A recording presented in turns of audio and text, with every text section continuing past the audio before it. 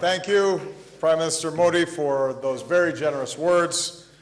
I want to express my profound gratitude to not only you, but the people of India for the incredible hospitality that has been shown to me and Michelle. We are thrilled to be back in India. Mera pyar bara namaskar.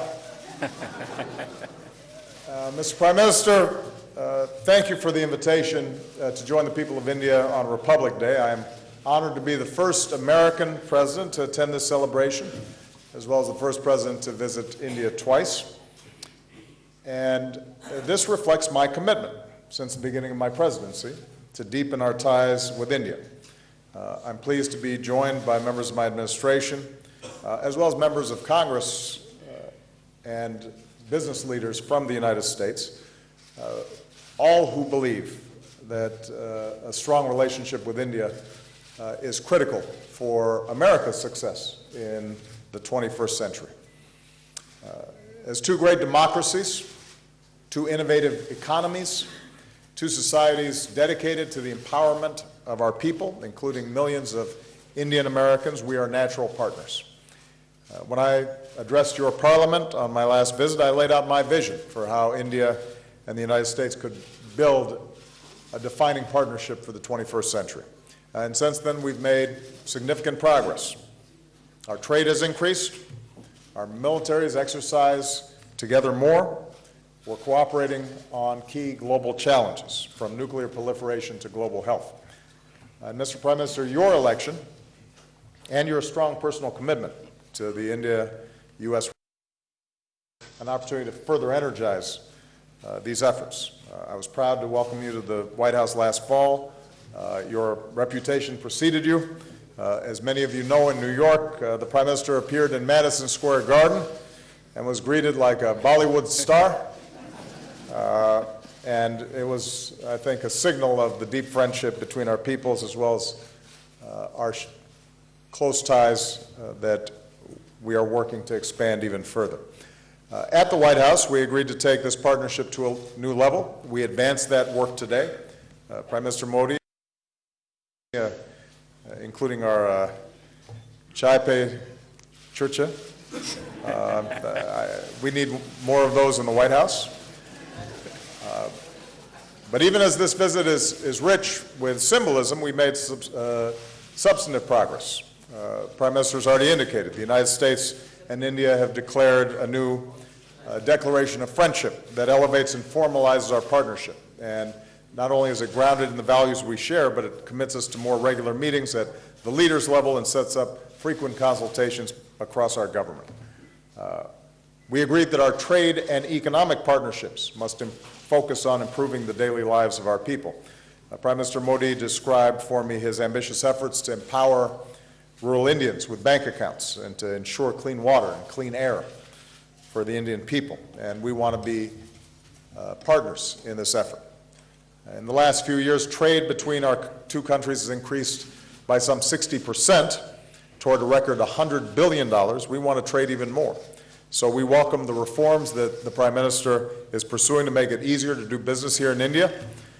Today we achieved a breakthrough understanding on two issues that were holding up our ability to advance our civil nuclear cooperation, and we're committed to moving towards full implementation. And this is an important step that shows how we can work together to elevate our relationship.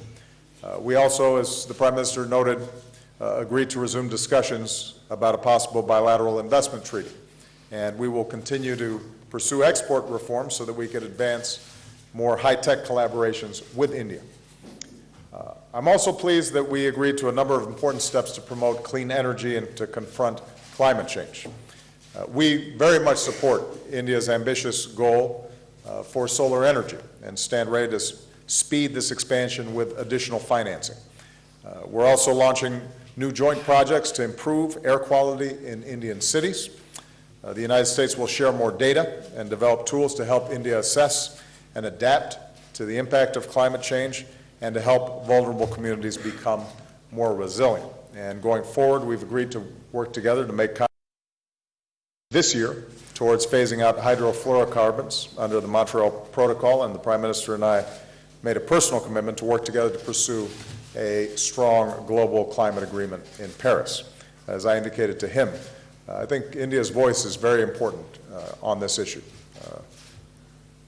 Perhaps no country could potentially be more affected by the impacts of climate change, and no country is going to be more important in moving forward a stronger agreement than India, so we appreciate his leadership.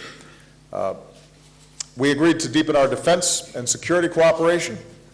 We've renewed the framework that guides our defense cooperation for another 10 years, and in a major step forward for our relationship, our Defense Technology and Trade Initiative will allow us to jointly develop and produce new defense technologies.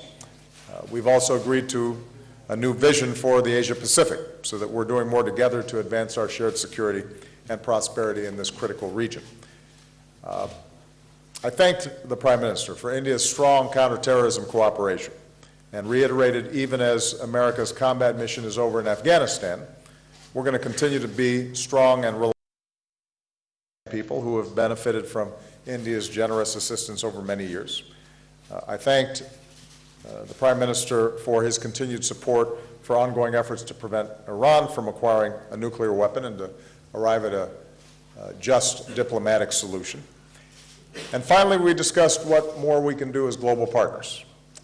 I reiterated and reiterate to the Indian people today that we support a reformed UN Security Council that includes India as a permanent member. At the same time, we see India playing a greater role in ensuring international security and peace and meeting shared challenges. As a leading contributor to UN peacekeeping missions for many years, India can help the world do even more to protect citizens in conflict zones. We welcome India's leadership in combating diseases and promoting global health that advances the rights and dignity of citizens around the world. So, Mr. Prime Minister, thank you for welcoming me. I very much look forward to tomorrow's ceremonies, which I'm told are truly spectacular. I'm looking forward to a chance to speak directly to the Indian people on the radio and in my speech on Tuesday about what I believe we can achieve together. This new partnership will not happen overnight. It's going to take time to build and some patience, but it's clear from this visit that we have a new and perhaps unprecedented opportunity, and deepening our ties with India is going to remain a top foreign policy priority for my administration. So let me just say, Chule Sasas. Thank you very much. Thank you, President.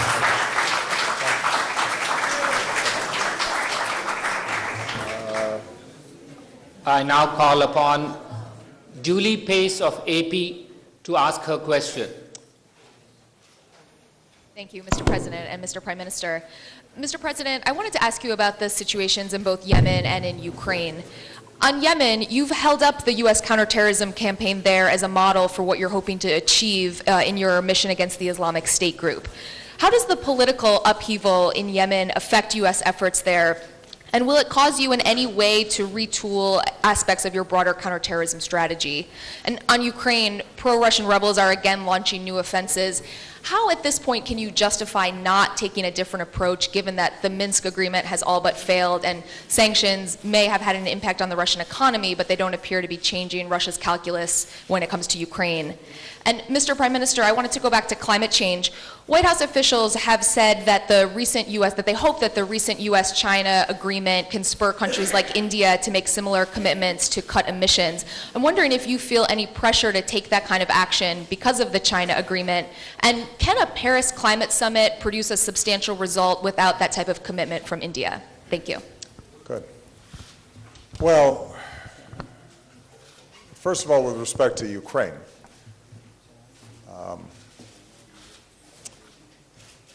what I've said consistently is that we have no interest in seeing Russia weakened or its economy in shambles. We have a profound interest, as I believe every country does, in promoting a core principle, which is large countries don't bully smaller countries. They don't encroach on their territorial integrity. They don't encroach on their sovereignty, and that's what's at stake in Ukraine. And what we have done is to consistently isolate Russia on this issue and to raise the costs that Russia confronts. Now, when you say that we should take a different approach, Julie, I don't know exactly what you're referring to. I've been very clear that it would not be effective for us to engage in a military conflict with Russia on this issue. But what we can do is to continue to support Ukraine's ability to control its own territory. And that involves a combination of the economic pressure that's been brought to bear in sanctions, the diplomatic isolation that has been brought to bear against Russia, and as important as anything, making sure that we're continuing to provide the support that Ukraine needs to sustain its economy during this transition period and to help its military with basic as well as the continuing training and exercises that have been taking place between NATO and Ukraine for quite some time. We are deeply concerned about the latest break in the ceasefire and the aggression that these separatists, with Russian backing, Russian equipment, Russian financing, Russian training, and Russian troops, are conducting. And we will continue to take the approach that we've taken in the past, which is to ratchet up the pressure on Russia. And I will look at all additional options that are available to us short of military confrontation in trying to address this issue. And we'll be in close consultation with our international partners, and particularly European partners, to assure that they stay in lockstep with us on this issue. What we've been very successful at is maintaining unity across the Atlantic on this issue. And that's going to be a continuing priority of mine. But ultimately, what I've said before remains true. If Mr. Putin and if Russia are hell-bent on engaging in military conflicts, their military is more powerful than Ukraine's. And the question is going to be whether they continue to pursue a path that not only is bad for the people of Ukraine, but is bad for the people of Russia. And are we able to continue to raise the costs even as we're creating an off-ramp diplomatically that eventually the Kremlin starts pursuing a more sensible policy. And with regard to Yemen, my top priority has and always will be to make sure that our people on the ground in Yemen are safe. That's something that we have been emphasizing for several months and builds on the work that we've been done for years. It is a dangerous country in a dangerous part of the world. A second priority is to maintain our counterterrorism pressure on al-Qaeda in Yemen. And we have been doing that. And I saw some news reports that suggested somehow that that counterterrorism activity, that is not accurate. We continue to go after high-value targets inside of Yemen, and we will continue to maintain the pressure that's required to keep the American people safe. We are concerned about what has always been a fragile central government and the forces inside of Yemen that are constantly threatening to break apart between north-south, between Houthi and Sunni inside of Yemen, and this is one more sequence in what has been an ongoing turbulent process inside of Yemen. And what we are advising, not just the various factions inside of Yemen, but also working with our partners like the Gulf countries who have impact and influence inside of Yemen, is that at this point what's needed is to respect a constitutional process that can resolve some of these differences peacefully and assure inside of Yemen are resorting to political rather than military means to resolve these differences. But I guess the point, Julie, is Yemen has never been a perfect democracy or an island of stability.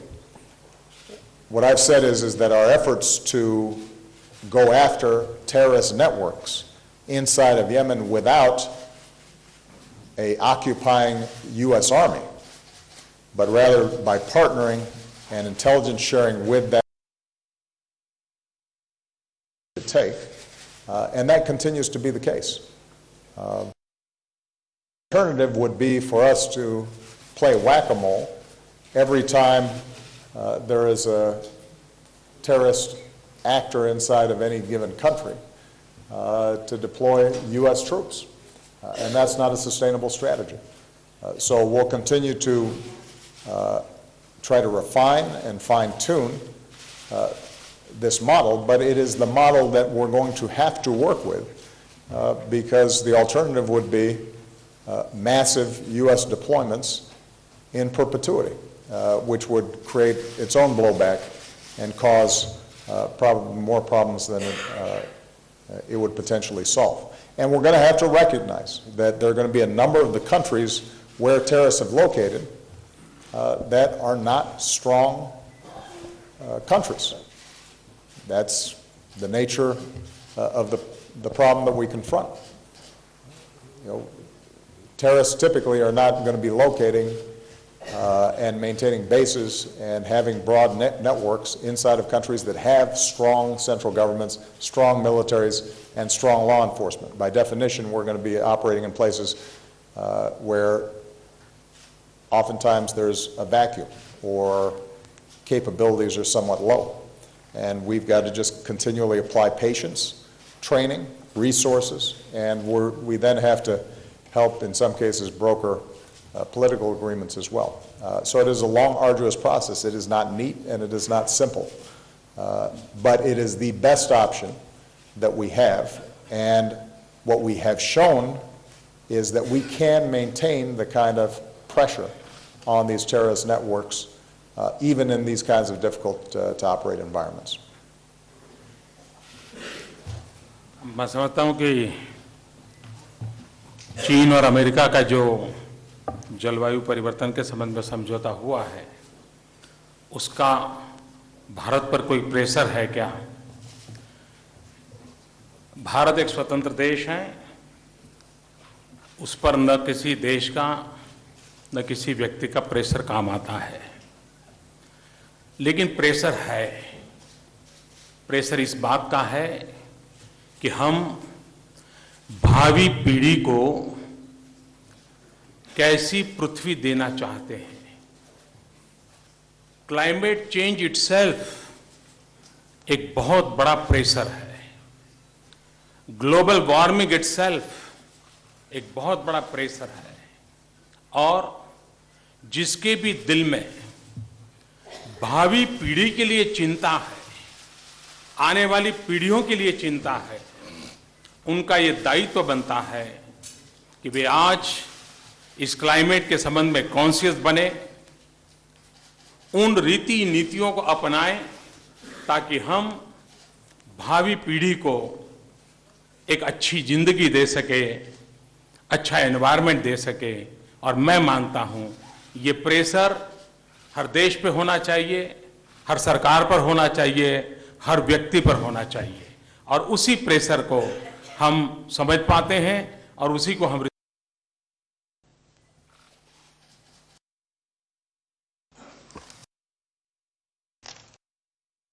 It's my feeling that the agreement that has been concluded between the United States and China does not impose any pressure on us.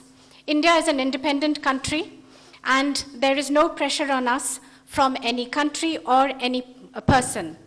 But there is pressure. When we think about the future generations and what kind of a world we are going to give them, then there is pressure. Climate change itself is a huge pressure. Global warming is a huge pressure. and all those who think about a better life and a better world for the future generations, those who are concerned about this, then it is their duty and their conscience. They would want to give a better lifestyle to the future generations, a good life and a good environment. There is pressure for all those people. There is pressure on all countries, on all governments, and on all peoples. Thank you. Last question, Ashish Singh, ABP News. Thank you, Akbar sir. Good evening to both Honorable Prime Minister and President Barack Obama. My question is for Prime Minister Narendra Modi, but let me first congratulate both of you for taking the relationship forward, more specifically on nuclear deal issue, जैसा प्रधानमंत्री जी आपने बताया.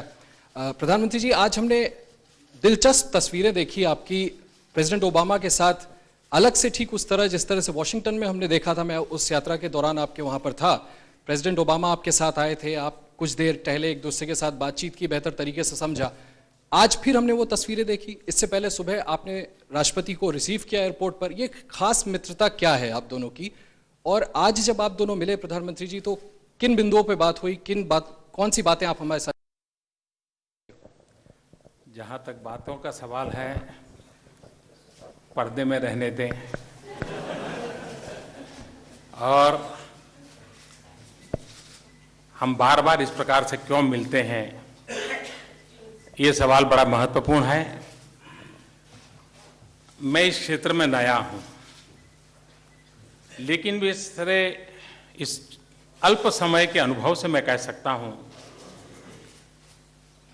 कि दो देशों के साथ रिश्ते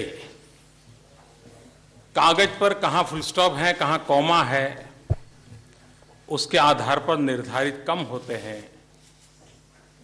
लीडरों के बीच खुलापन कितना है, एक दूसरे को जानने के अवसर कितने हैं, केमिस्ट्री कैसे मैच करती है, वो बहुत ज्यादा निर्भर करता है. और जब कैमरे से दूर अकेले में गप मारते हैं तो हम एक दूसरे को बड़ी निकटता से जान सकते हैं. मेरी और बराक के बीच में वो दोस्ती बन गई है उस खुलेपन के कारण. हम आराम से फोन पे बात कर लेते हैं, हम आराम से गप मार लेते हैं, हंसी मजाक कर लेते हैं.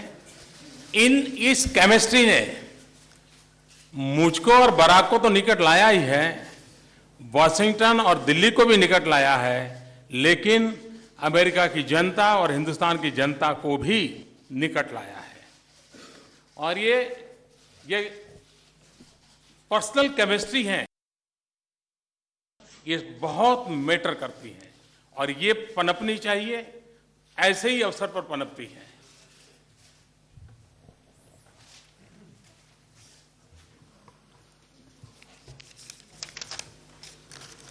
Yes, we had talks and Question.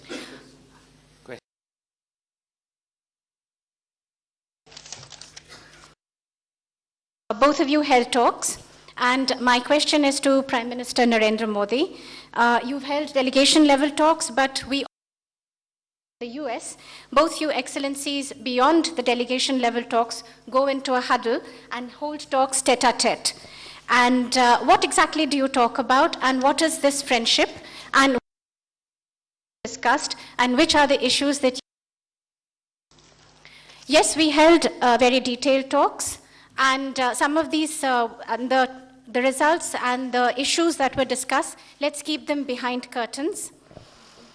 Why do we keep going into huddle and hold? Well, I'd just like to say that I'm fairly new in this area, but with this little experience that I have gained over this short period of time, I can say that relations between countries depends less on full stops and commas. The relationship between leaders, how much they know each other, and the chemistry between them, very important. In fact, far from the camera, when we speak, then we become closer to each other. Barack and I have, there is openness when we talk, and we even joke and share a lot together. I think this is the chemistry which has not only brought Washington and Delhi, Barack and I closer, but also the two peoples of the two countries closer. Personal chemistry between leaders is very important, and this can only grow. Thank you. I would just add, the Prime Minister, as I said, it caused great excitement in the United States when he visited, and I do think that in addition to a personal friendship that we've been able to build in a fairly brief amount of time, we're also reflecting the warmth and affection between the Indian people and the American people. Part of the reason we're such natural partners is because we share values as former colonies, as the two largest democracies in the world, as entrepreneurial nations, as people who believe in the freedom and dignity and worth of all individuals. And so it's not surprising then that we have a friendship, because hopefully we're reflecting the values of our peoples. What I'm very excited about is given the Prime Minister's energy and ambition for his country and lifting people out of poverty and moving forward, and he's put forward, that affection can then be translated into very specific actions, and we're seeing that reflected here today. He's right, though, we can't tell you everything that we talked about. Although I will share one thing, and that is we compared how much sleep each of us is getting. And it turns out that Modi is getting even less sleep than me. But of course, that's because he's still new. After you've been doing this for about 6 years, maybe he'll be able to hour. All right? Thank you very much, everybody. Thank you. Thank you. Thank you.